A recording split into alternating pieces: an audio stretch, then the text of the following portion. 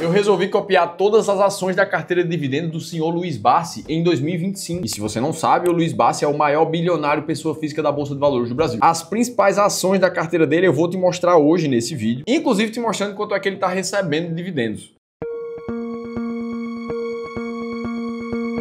Boa, vamos lá, o senhor Luiz Barsi é um dos maiores ídolos quando a gente fala de investidor no Brasil. Não à toa, lá em 2021 ele recebeu R$1 milhão por dia, segundo a própria declaração dele ali. Só que aí fica a pergunta, como é que será que ficaram esses dividendos em 2024, agora atualizado? Como é que ficou a rentabilidade da carteira? A gente fez um monte de simulação aqui para tentar entender um pouco isso. Agora, uma coisa que a gente não pode deixar passar despercebido é a história do Luiz Barsi para chegar até lá. Pegar simplesmente o resultado que ele tem e ignorar todos os passos gigantescos que ele precisou dar para chegar até aqui seria ingênuo demais. O Barsi é o que eu chamo de self-made man, ou seja, um cara que não veio de família rica, que não herdou nada. No caso dele, muito pelo contrário, ele é filho de imigrantes que vieram da Espanha e da Itália. E ele perdeu o pai quando tinha apenas 1 ano de idade. Por isso que ele precisou trabalhar desde muito cedo para ajudar a mãe em casa. Aos 7 anos ele já fazia trabalhos de engraxate na frente da Bolsa de Valores de São Paulo da época. E aí aos 14 anos o Barsi já trabalhava numa corretora. Aquele momento em diante foi só pra cima. Ele se formou em contabilidade com a ajuda do trabalho que ele conseguiu. E ele passou inclusive vários anos sustentando a mãe dele mesmo depois de já estar casado. O Barsi não teve nenhuma grande tacada na vida que simplesmente transformou ele, economicamente falando, da água pro vinho. E ele começou a fazer aportes para os seus investimentos de longo prazo quando ele tinha 30 anos de idade, com um equivalente de hoje a mais ou menos R$500 por mês. A grande diferença dele é que ele segue religiosamente a estratégia dele há 55 anos seguidos. E aí tudo isso deixa uma reflexão pra gente. A maioria de nós tem condições muito parecidas ou inclusive muito melhores do que aqui o Barsi tinha na época. Ainda assim ele chegou muito longe e a história completa do Barsi é fantástica, tá muito bem relatada no livro O Rei dos Dividendos, que foi escrito ali junto com o auxílio da família Barsi. E aí beleza, uma coisa é a história do Barsi, outra coisa é como é que tá a carteira dele. E é justamente isso que a gente vai simular aqui nesse vídeo de hoje. Recentemente saiu mais uma matéria mostrando quais são as principais posições de ações na carteira do Barsi, que são essas aí que estão na tua tela. Banco do Brasil, CEMIG, TRPL4, Taesa, Klabin, Paranapanema e algumas outras ali. A gente já vai olhar para cada uma delas. Agora, uma pergunta que eu sei que a maioria das pessoas levanta quando vê uma lista de ações como essa é se elas deveriam estar comprando cada uma dessas empresas também. E aí aqui eu quero deixar 2 disclaimers gigantescos. O primeiro deles é que a gente não sabe quais são as proporções que o Barsi tem de dinheiro em cada uma dessas empresas. Eu tenho certeza absoluta que algumas dessas empresas aqui têm um capital muito pequeno e algumas outras têm um capital muito enorme investido em cada um. E o segundo ponto e principal, o contexto de vida de investimentos do Barsi é completamente diferente do meu e do seu. Afinal de contas, a gente está falando de um investidor que investe há 55 anos da Bolsa, com um patrimônio avaliado aproximadamente em R$4 bilhões.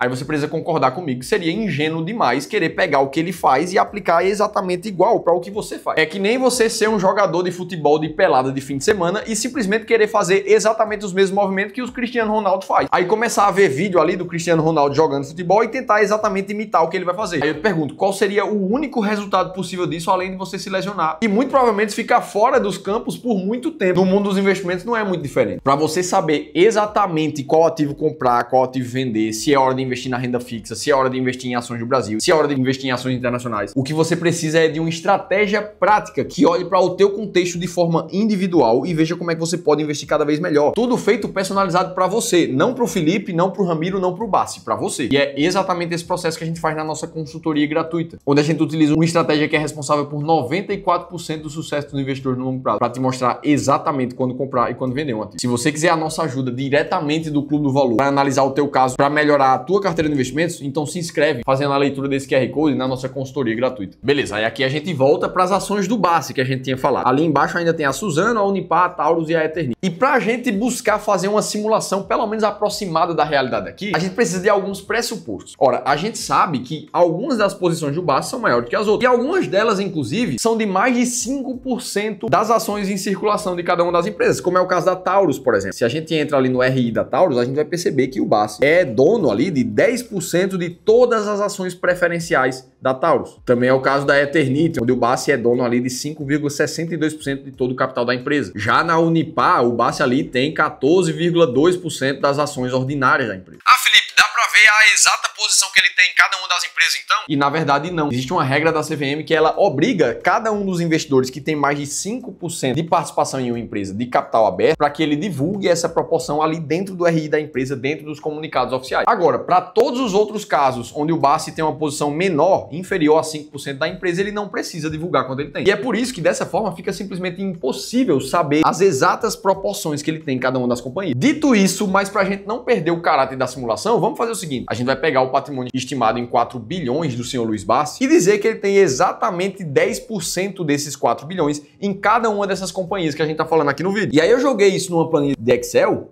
pegando a cotação atual de cada uma dessas empresas enquanto eu gravo o vídeo, para a gente saber, pelo menos em chute, a quantidade de ações que ele tem em cada uma das empresas. O próximo passo da gente é ver a rentabilidade de cada uma dessas empresas da carteira, já considerando dividendos, para saber se o BACE rentabilizou positivo ou negativo ano passado. E aí, quando a gente olha para o resultado disso, é que o BACE teve uma desvalorização de pouco mais de 11% na carteira dele no ano passado, já que várias das empresas chegaram a cair mais de 40%, mais de 30%, enquanto outras chegaram também a subir pouco mais de 30%, pouco mais de 20%, como foi o caso da Klabin. E aí é óbvio que falar de 11% de queda num patrimônio de 50, de 100, de 1 milhão de reais é uma coisa. Agora, falar de uma queda de mais de 11% para um patrimônio de 4 bilhões de reais, a gente está falando de uma desvalorização de 500 milhões de reais em 2024, que o BACE deve ter visto, de acordo com uma simulação como essa. Ah, Felipe, mas falta os dividendos. Não falta não. Nessa conta aqui já considera o pagamento de dividendos das empresas. E falando em dividendos, para a gente saber somente a quantia que ele recebeu estimada também em dividendos no último ano, nos últimos 12 meses, a gente faz a mesma conta e calcula o dividend yield dos últimos 12 meses de cada uma das companhias. E aí, no resultado da carteira geral, a gente chega em algo próximo a 6,14%, o que é um dividendo interessante para um ano que a carteira não foi muito bem. Ou seja, no ano, o BACE recebeu algo estimado ali em 217 milhões de reais em dividendos. Para ser mais específico, por mês ele recebeu cerca de 18 milhões 131 mil reais em dividendos. Agora, como é que ficou essa simulação aproximada por dia? Já que lá em 2021, que foi um ano de porrada de dividendos, principalmente para empresas ligadas a commodities, como é o caso da Unipar, o BACE recebeu 1 milhão de reais de dividendos por dia. Agora, de acordo com a simulação, em 2024, o que o BACE recebeu por dia foi apenas uma quantia ali cerca de 604 mil reais, quase a metade do que ele recebeu em 2021. E aí a gente olha para tudo isso aqui, fica claro que é tudo fruto de uma simulação cheia de pressupostos que certamente não refletem a realidade. Agora, tudo isso é muito útil para a gente fazer 3 reflexões finais aqui. Primeiro, é impossível ter somente retornos positivos quando a gente fala de renda variável. Não importa quanto dinheiro você tenha ou quão bom investidor você seja, momentos de queda fazem parte dessa classe de ativos. Reflexão número 2, mesmo que o seu patrimônio varie muito, os seus dividendos seguem gerando fluxo de caixa para você seguir reinvestindo e rebalanceando a sua carteira nesse momento. E reflexão número 3, não dá para simplesmente você copiar o que um outro investidor está fazendo. Afinal de contas, o seu patrimônio, o seu contexto, a sua família são completamente diferentes. De novo, o BACE investe há mais de 50 anos, ele aguenta muito mais variação, ele passou por quase todas as crises das últimas décadas. Por ter mais experiência, por viver respirando mercado financeiro e por ter muito mais bala na agulha, para ele é óbvio que é diferente passar por momentos assim. E é por isso que se você tiver o teu plano e a tua estratégia de investimentos específica montada exclusivamente para você, vai no primeiro link da descrição do vídeo que eu deixei aqui para ti. Agora, se você quiser saber se faz mais sentido comprar um Tesouro IPCA mais 7% ou um CDB pagando IPCA mais de 10% ao ano, aí você precisa assistir esse outro vídeo aqui, que a gente contou tudo isso em detalhes, eu vou estar te esperando por lá.